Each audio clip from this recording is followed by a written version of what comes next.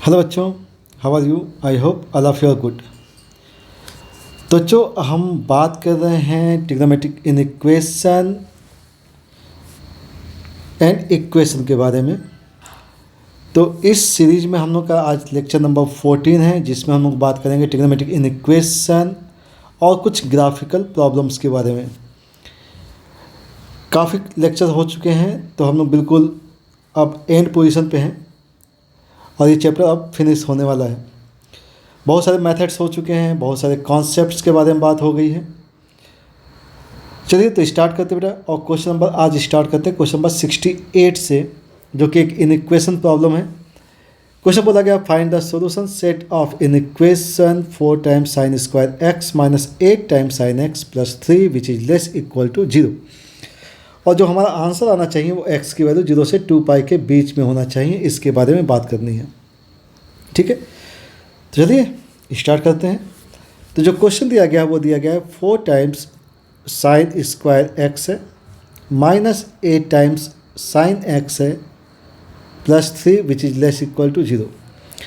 अब base C बात है, क्वाड्रेटिक इक्वेशन है तो हमें क्या करना होगा, हमें फैक्टर करना होगा।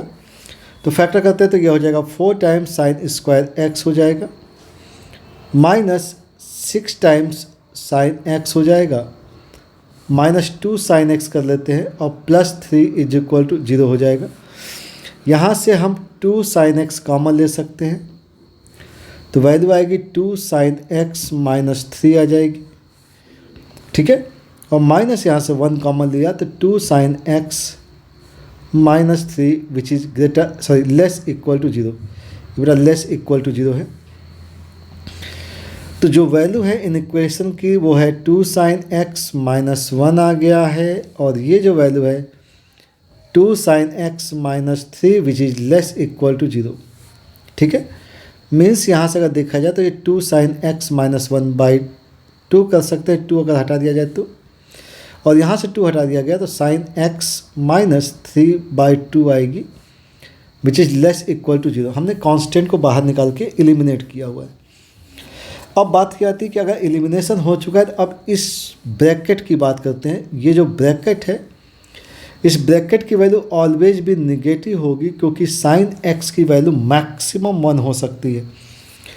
अब मैक्सिमम भी पुट किया तो हमें वैल्यू क्या मिल जाएगी, निगेटिव मिल जाएगी। अगर ये निगेटिव है और रिजल्ट मुझे निगेटिव चाहिए, इसका मतलब ये है कि ये वैल्यू क्या होनी चाहिए, ये वैल्यू पॉजिटिव होनी चाहिए। Means sign x minus 1 by 2 की जो वैल्यू आएगी वो ग्रेटर आर इक्वल टू 0 होनी चाहिए, ठीक है। अब अगर ये ग्रेटर इक्वल टू 0 है तो इसका मतलब ये हो गया कि साइन एक्स की value greater or equal to 1 by 2 होनी चाहिए, ठीक है। अब इसका आंसर कैसे, अब साइन एक्स की वैल्यू 1 बाई 2 से बड़ी कैसे होगी, तो हमें इसका ग्राफ काम कर लेते हैं, ग्राफ से बना देते हैं और ग्राफ ईजी हो जाते हैं। और हमें लिमिट जो दी गई वो 0 से 2 पाई दी गई। तो फर्स्ट क्वाड्रेंट के बारे में बात की, फर्स्ट कंप्लीट एक रोटेशन के बारे में बात की गई है। तो हम 0 से 2 पाई के बीच का ग्राफ बनाएंगे और फिर उसका आंसर ड्रॉ कर देंगे। तो ये हो जाएगा आपके पास Y axis and this one X axis, ठीक है। और इसको हम प्लॉट कर लेते हैं Y and X. Sine X के लिए हमें बाउंड्री ड्रॉ करनी होती है, हमने एक +1 ड्रॉ कर दिया है, ठीक है, और दूसरा -1 ड्रॉ कर दिया, ठीक है। पाई by 2 pi 3 pi by 2 and 2 pi boundary बना दिया। अब इसके वैल्यूज़ को लिख देते हैं। ये y हो गया 0, ये pi by 2 pi 3 pi by 2 and 2 pi. And sine का जो ग्राफ होगा वो ग्राफ हम प्लॉट कर लेते हैं 0 two pi by 2 pi and 3 pi by 2 to 2 pi. इस टाइप से साइन एक्स का ग्राफ हो जाता है। और वैल्यू जो चाहिए मुझे 1 बाई 2 से बड़ी चाहिए, तो 1 बाई 2 का केस देखा जाए तो 1 बाई 2 एक लाइन होगी, 1 बाई 2 एक लाइन होगी जिसे हम एक स्ट्रेट लाइन में प्लॉट कर लेते हैं। 1 बाई 2 का केस देखते हैं, तो 1 बाई 2 एक लाइन हमने ड्रॉ कर दी। ये हो गया y is equal to 1 by 2। तो ये y is equal to 1 by 2 है, ये y इज इक्वल टू 1 है, और ये y इज इक्वल टू -1 है, जो कि बाउंड्री है। अब 1/2 से बड़ा है और 0 से 2 पाई के बीच में, 0 से 2 पाई के बीच में, तो 1/2 से बड़ा जो केस आपको दिख रहा है ये 1/2 से बड़े का केस है। ठीक है, अब इस पॉइंट के बारे में बात की गई बेटा, ये पॉइंट क्या होगा इसके बारे में बताना है। अब सिंपली ये जो बातें होती हैं, ये 1/2 से बड़ा कब होगा वो चीज़ें देख लीजिए। 1/2 साइन की वैल्यू कब होती है? साइन की वैल्यू 1/2 होती है π/6 पर। और वैल्यू कब होती है? ये पाई है तो पाई के लेफ्ट साइड की बात करें तो ये जो पॉइंट होगा ये होगा 5π/6। इसका मतलब ये हो गया कि x की जो वैल्यू आएगी, x बिलोंग्स टू आएगा π/6 टू 5π/6 आएगा। ठीक है, ये 0 से 2 पाई के बीच में साइन x की वैल्यू 1/2 से ग्रेटर कब होगी वो ये रिप्रेजेंट कर देता है। ठीक है, तो इस टाइप से हमारे पास इसका आंसर आ जाएगा। ठीक है, तो 0 टू π/6 टू 5π/6 ये इसका आंसर हो जाएगा। आई होप आपको क्वेश्चन अच्छे से समझ में आ गया होगा। ठीक है, तो ये क्वेश्चन नंबर 68 हो गया। 69 के बारे में बात कर लेते हैं। सेम टाइप का ही क्वेश्चन है, तो देखते हैं ये वैल्यू क्या रिप्रेजेंट करता है।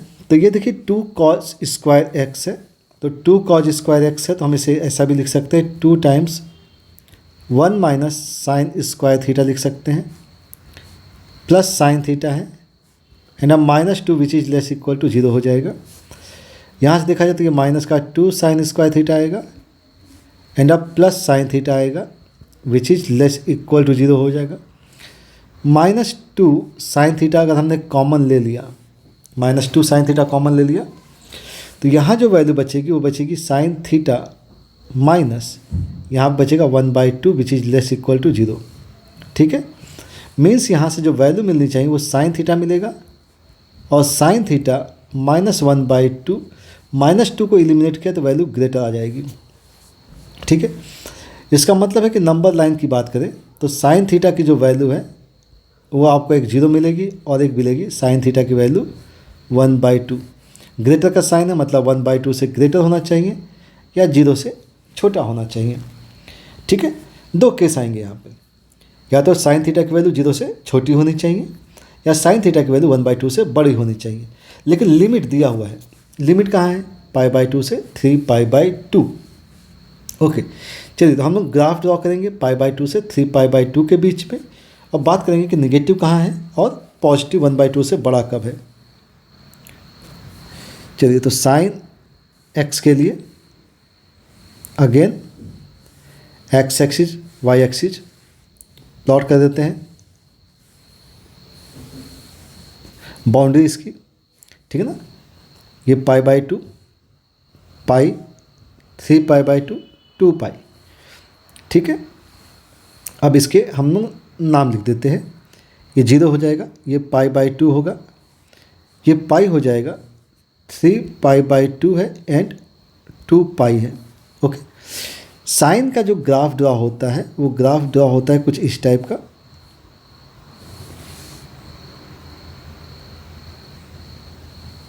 इस साइन का ग्राफ हो जाएगा।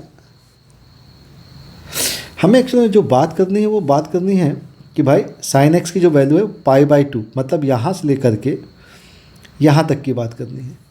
ठीक है ना, अब यहाँ तक की अगर बात करनी है और ध्यान ये रखना है कि साइन थीटा की वैल्यू 1/2 से बड़ी होनी चाहिए, तो 1/2 आपको कहाँ दिखेगा? 1/2 एक लाइन दिखेगी आपकी, ये y इज इक्वल टू हमने 1/2 ले लिया। 1/2 से ऊपर का हिस्सा आपको दिखेगा कहाँ पर? ये हिस्सा आपको 1/2 से ऊपर दिखेगा और दूसरा हिस्सा आपको चाहिए कि साइन थीटा की वैल्यू 0 से छोटी होनी चाहिए, मतलब निगेटिव होनी चाहिए, तो निगेटिव वाला हिस्सा आपको ये दिख जाएगा। ठीक है, तो अब हमें ये समझना पड़ेगा कि π/2 से लेके कहाँ तक? ये 1/2 है बेटा। 1/2 कब होता है? 1/2 π/2 से पाई के बीच में कब होता है? वो होता है 5π/6 पर। मालूम है आपको, क्योंकि π/6 की वैल्यू क्या होती है? 1/2 होती है। तो 1/2 की वैल्यू आपको यहाँ मिल जाएगी, यहाँ से लेके यहाँ तक। ये हिस्सा आपका आंसर हो जाएगा। दूसरा केस ये बन जाएगा आपका पाई से लेकर के 3π/2 तक। यहाँ पर हमेशा आपको क्या मिल जाएगा? निगेटिव मिलेगा। मीन्स यहाँ पर जो वैल्यू आ रही है एक्स की, वो एक्स की वैल्यू बिलोंग करेगी π/2 से लेकर के 5π/6 तक, यूनियन आपको मिलेगा पाई से लेकर के 3π/2 तक। ये इस क्वेश्चन का आंसर हो जाएगा। ओके, यहाँ तक की बातें समझ में आ गई। ग्राफिकल क्वेश्चन है, बहुत ध्यान से करना है, ठीक है ना। ओके, क्वेश्चन नंबर 70 की बात करते हैं। क्वेश्चन नंबर 70 जो दिया गया, find solution set of mod of 10x less or equal to 1। Mod of 10x है मतलब ग्राफ का ट्रांसफॉर्मेशन देखना है, ठीक है। और -π से +π के बीच की बात की गई, तो हम लोग ग्राफ जो ड्रॉ करेंगे वो -π से +π के बीच का ग्राफ ड्रॉ करेंगे और वहाँ पे हम लोग आंसर निकालेंगे इसका, ठीक है। चलिए, तो हम लोग क्या कर लेते हैं कि इसका कलर चेंज कर लेते हैं, ग्राफ ड्रॉ करने में आसानी रहती है। डन हो गया, और यहाँ पर प्लॉट करते हैं इसका ग्राफ। 10x के लिए स्ट्रेट लाइन ध्यान रखनी है, ठीक है। ये x axis y axis boundary बनाते हैं बेटा, π/2 की बाउंड्री और ये पाई की बाउंड्री, ठीक है। सेम मैनर -π/2 की बाउंड्री बनाते हैं और फिर -π की बाउंड्री बना दिया, ठीक है। अब इसके नाम लिख लेते हैं। ये y एक्सिस है और ये 0 है, ये π/2 हो गया और ये हो गया पाई, ये -π/2 है और ये हो गया माइनस का पाई, ठीक है। 10x का ग्राफ जनरली आपको पता है कि 10x का ग्राफ जो होता है वो कुछ इस टाइप से ड्रॉ होता है। 10x कुछ इस टाइप से ड्रॉ हो जाता है, ठीक है।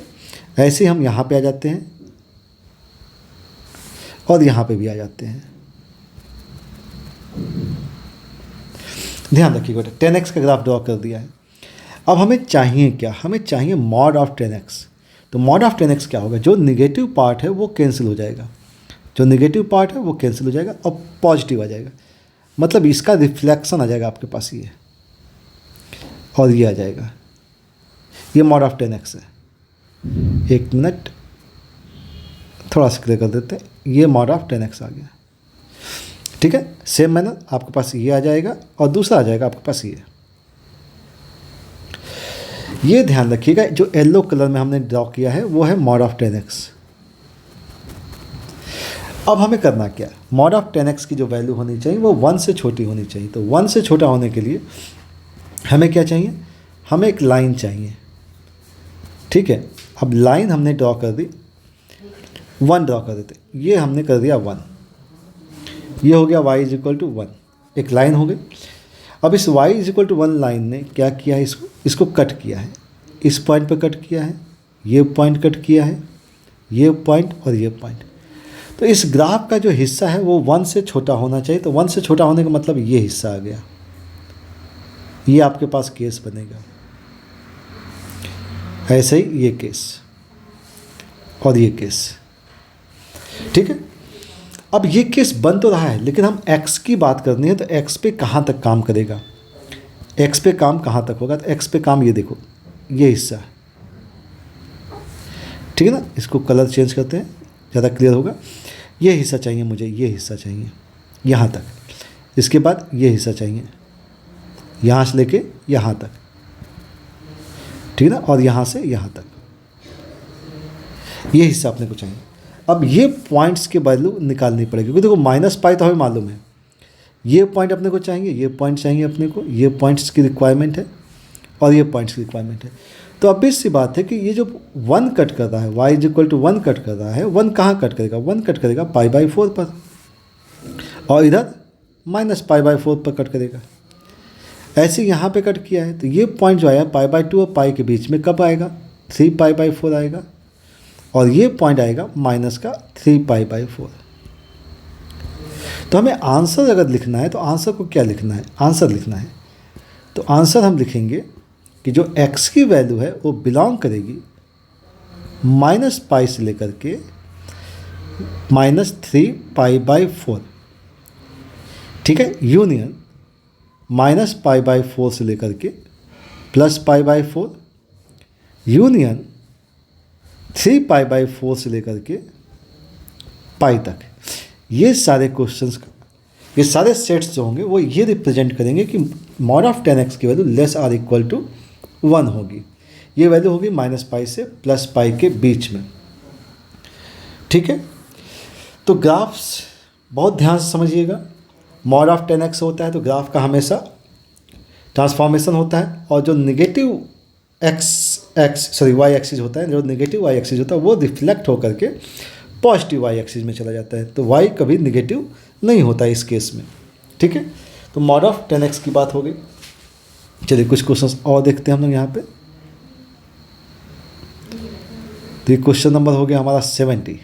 ठीक है, क्वेश्चन नंबर 71 की बात करते हैं। क्वेश्चन नंबर 71 की बात करते हैं, और ये क्वेश्चन समझते हैं। Find number of solution, find number of solution of equation. बहुत अच्छा क्वेश्चन है। Sine x is equal to, हमने x/10 लिख दिया। ध्यान रखिएगा, एक साइड में ट्रिग्नोमेट्रिकल फंक्शन है और दूसरी साइड में अलजेब्रिक फंक्शन है, और इसका सोल्यूशन कितना होगा ध्यान रखना है। इसकी वैल्यू निकालने की कितने सोल्यूशंस होंगे। अब जब भी नंबर ऑफ सोल्यूशंस के बारे में बात की जाती है तो हम लोग कोशिश ये करते हैं कि उसको ग्राफ से सॉल्व कर लें। तो पहला काम तो ये है कि हमारे पास एक ग्राफ है sin x और दूसरा ग्राफ है x/10। ठीक है, हमें मालूम है कि sin x की बाउंड्री जो होती है वो +1 से -1 होती है। ठीक है, तो इसका सोल्यूशन तभी मिलेगा जब इसकी जो वैल्यू होगी वो वैल्यू भी -1 से +1 के बीच में होगी। ठीक है, -1 कब होगा?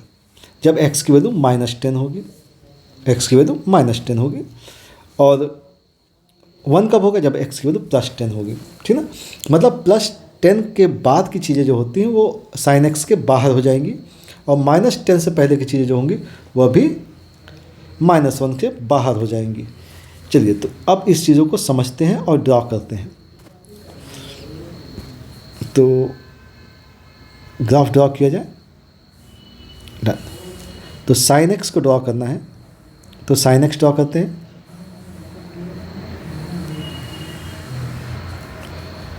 ठीक है, ये हो गया आपका y, और ये हो गया x एक्सिस। ठीक है ना, और इसकी बाउंड्री जनरेट करनी पड़ेगी, तो हमने कर दिया 1 एंड -1। ठीक है, ये 0 है, हम लोग कर लेते हैं पाई, 2π, 3π। हम लोगों ने π/2 के बारे में बात नहीं की यहाँ पे। -π, -2π एंड -3π की बात कर रहे हैं। ठीक है, ये हिस्सा आ जाता है। अब इसके नाम दे देते हैं। ये 0 है, ये पाई है, ये 2π और ये 3π है। इसके बगल में आपके पास 10 आ जाएगा, और 10 का केस आपके पास यहाँ आ जाएगा। ठीक है ना, ये है माइनस का पाई, ये -2π एंड -3π है, और इसके बगल में आपके पास माइनस का 10 आ जाएगा। तो इसको थोड़ा सा ऊपर कर देते हैं। यहाँ पे क्या आ जाएगा? माइनस का 10 आ जाएगा। तो इस चीज़ को थोड़ा सा ध्यान रखेंगे। ठीक है, अब होगा क्या कि sin x का जो ग्राफ होगा वो ग्राफ ड्रॉ कर लेते हैं। sin x का ग्राफ कुछ ऐसा, पाई, 2π, 3π, और इसके बाद ये नीचे जाएगा 4π। ठीक है, सेम मैनर, -π, -2π, -3π, और देन इसके बाद ऐसा कुछ निकल जाएगा। ठीक है, ये 10 है और ये माइनस का 10 है। इस चीज़ को ध्यान रखेंगे, ये माइनस का 10 है। ओके, अब हो क्या रहा है कि जैसे ही x की वैल्यू 10 होगी, x की वैल्यू 10, अब हमें लाइन ड्रॉ करना है। तो जैसे ही 10 होगा, x की वैल्यू 10 होगी तो y की वैल्यू क्या हो जाएगी? 1। x 0 है तो y की वैल्यू 0, मतलब ये लाइन।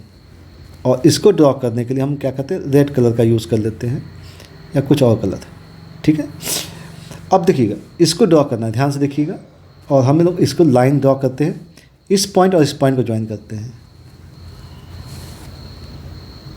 ठीक है, ये थोड़ा सा काम नहीं बन रहा है तो हम लोग इसे हटा देते हैं, और ये लाइन ड्रॉ करने की कोशिश करते हैं, यहाँ से ऊपर चला जाएगा। ठीक है, सेम मैनर ये लाइन यहाँ पे आएगी, और ये कुछ ऐसा जा रहा होगा, ओरिजिन से जाएगा ये लाइन। ठीक है, क्योंकि 10 से जैसे ही ऊपर जाएगा, बाहर जाएगा, तो ये 1 से ऊपर चला जाएगा, और जैसे ही -10 के नीचे होगा तो वो -1 से नीचे चला जाएगा। तो अब इसके बाद के केसेस तो आपको सॉल्व करने को मिलेंगे नहीं, क्योंकि ये तो बाउंड्री के अंदर है नहीं, तो इंटरसेक्शन पॉइंट मिलेगा नहीं।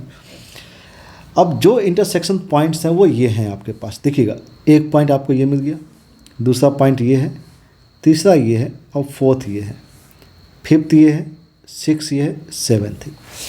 तो आपको यहाँ पर कितने पॉइंट्स मिल गए? यहाँ पे आपको मिल गए 7 पॉइंट्स। इसका मतलब है 7 सॉल्यूशंस आर